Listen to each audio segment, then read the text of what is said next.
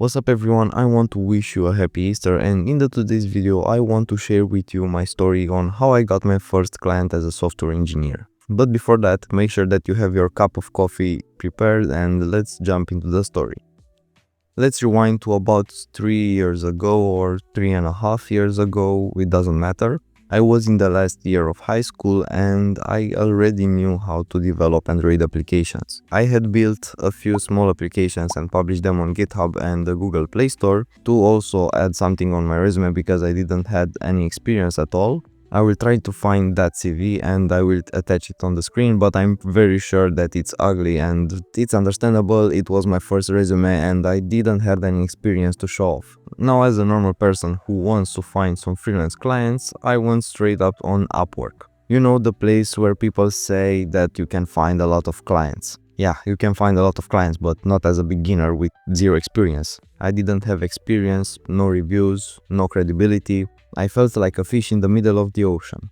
I tried to make my profile look more professional and more trustable to the clients, and I started applying to gigs, but it turned out that I still got 0 views, 0 responses and 0 offers.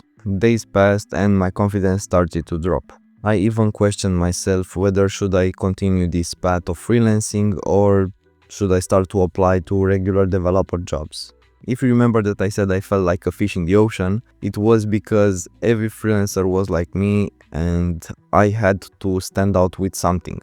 Here comes the change of the mindset in which I asked myself, how can I stand out in this sea of freelancers? So I started my research on this and I started watching videos and read blog posts on that. And the one idea that kept coming up was that you need to share your knowledge with others. By sharing your knowledge, you will gain more exposure than others and the client can see that you already know what you're doing and you're proving it through your content. That's the point when I started posting on social media platforms such as X, LinkedIn, YouTube and Medium. I shared what I knew about Android development and slowly built a community on top of that. I was building trust and more importantly proved that I knew my stuff. And this is the day when it happened.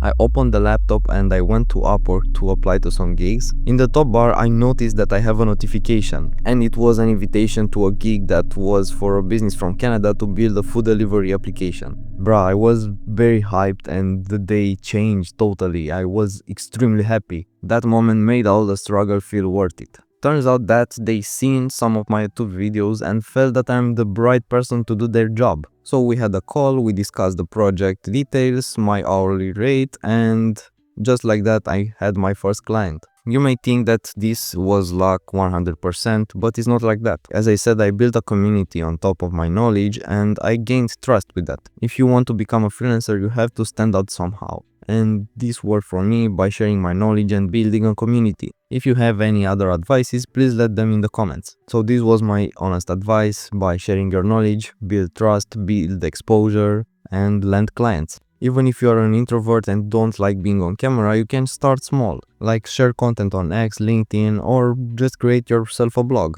When I started, I was the same. I didn't want to show myself on the camera, but in the end it turned out that was the best decision I could make. So don't be afraid to start. The beginning is very hard, but the results are worth it. If you have a story to share, make sure to drop it in the comments. And thanks to the channel members for the ongoing support. And until the next video, take care and happy Easter again. Bye bye.